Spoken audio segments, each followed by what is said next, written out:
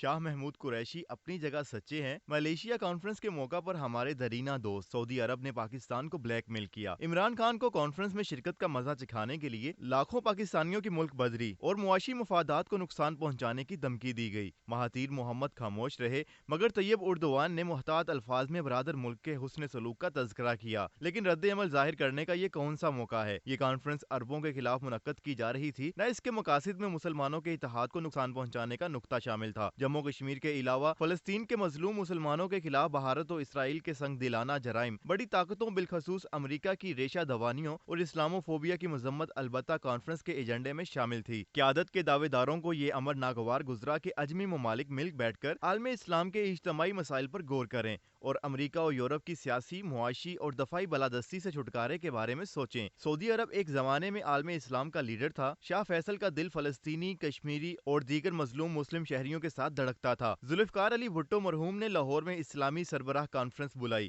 تو اس کی کامیابی میں شاہ فیصل بن عبدالعزیز نے دامے در میں سکنے کلیدی کردار ادا کیا۔ اسرائیل عرب جنگ میں انہوں نے تیل کا ہتھیار استعمال کر کے امریکہ اور یورپ کو چونکا دیا۔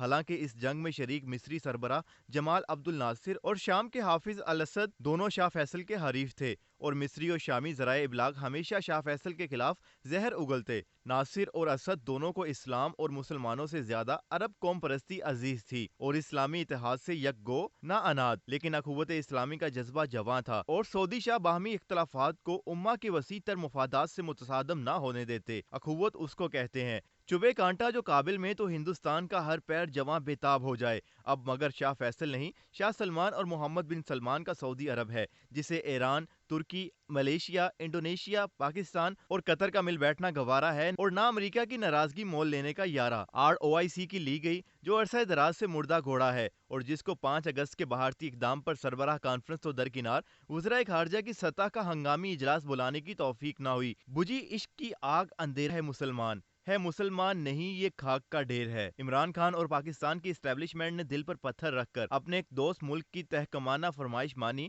اور مہاتیر محمد اردوان سے معذرت کر لی۔ حالانکہ یہ کانفرنس عمران خان کی مشاورت سے ہو رہی تھی اور مقصد اسلامو فوبیا کی روک تھام کے لیے سوچ و بچار کرنا تھا۔ اس وقت عمران خان کی طرح شاہ محمود قریشی بھی خاموش رہے۔ قوم کو ایک بار پھر احساس ہوا کہ مقروض کی دنیا میں عزت ہوتی ہے، نہ آزادانہ رائے۔ بھکاری کا لفظ میں جان بوجھ کر استعمال نہیں کر رہا۔ اب معلوم نہیں کیوں شاہ محمود قریشی برہم ہے اور وہ بات سربزم کہہ دی جو پچھلے 7 سال پردوں میں چھپائی گئی مگر ابھر کر سامنے آئی۔ دانش مندی کا تقاضا یہی تھا کہ جب ایک دوست کی تحکمانہ فرمائش آپ نے مان لی، کانفرنس میں وزرائے خارجہ کی سطح کا وفد بھیجنے کی جرت بھی نہ کی، تو پھر خاموشی ہی بہتر ہے۔ مگر معلوم نہیں ترنگ میں آ کر وزیر خارجہ کیوں پھٹ پڑے، اور وہ بھی 5 اگست کے روز، جب پاکستان کو درینہ دوستوں کی مزید آنات کی ضرورت ہے اور پاکستان کے سیاسی نقشے کو عالمی سطح پر متعارف کرانے میں یہی دوست بھرپور کردار ادا کرنے کے قابل ہیں۔ چین، سعودی عرب، ترکی، ملیشیا ہی گنے چنے دوست ممالک ہیں جن کی دنیا میں کسی نہ کسی بہانے سے سنی جاتی ہے اور جو ہندوستان پر دباؤ ڈالنے کی پوزیشن میں ہے۔ جب تک ہم مالی مشکلات سے دوچار ہیں، لاکھوں پاکستانی عرب ممالک میں بسر روزگار ہیں اور ہمیں زر مبادلہ کے ذخائر خاص سطح پر برقرار رکھنے کے لیے سعودی عرب جیسے دوستوں کی اشد ضرورت ہے۔ اس کی جائز و ناجائز فرمائشیں بھی پوری کرنی پڑیں گی۔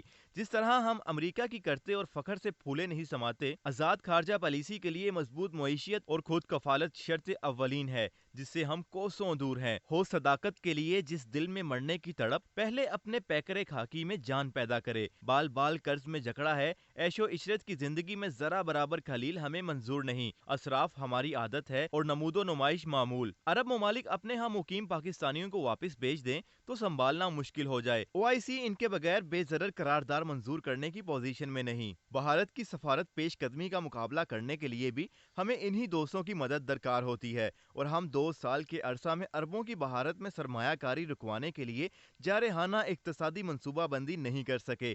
چین ایران کو $400 ارب سرمایہ کاری کی پیشکش کر رہا ہے، ہم سے $60 ارب کی سرمایہ کاری نہیں سنبھالی جا رہی، لیکن خواب ہم OIC کا متبادل پلیٹ فارم تشکیل دینے اور سعودی عرب سے صاف بات کرنے کے دیکھ رہے ہیں۔ مقروض معیشت آزاد خارجہ پالیسی کی متحمل نہیں اور منگتا کبھی بھی حق انتخاب نہیں رکھتا۔ یہی سچ ہے، تلخ سچائی۔ مانو نہ مانو جانے جہاں، اختیار ہے ہم نیک و بد حضور کو سمجھائے دیتے ہیں۔